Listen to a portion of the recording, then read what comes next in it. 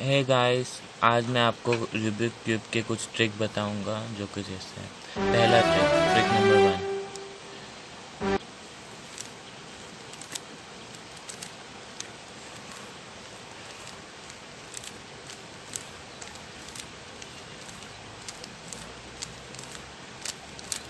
ये देखिए Rubik cube वापस बन गया। Trick number 2।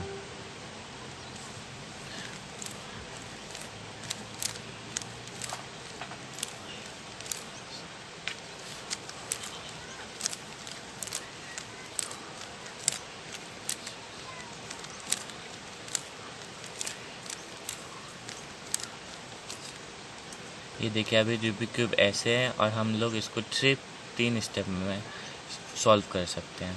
ये देखिए 1 2 3। ये देखिए ट्रिक नंबर 3। ये बहुत सिंपल ट्रिक है। ये देखिए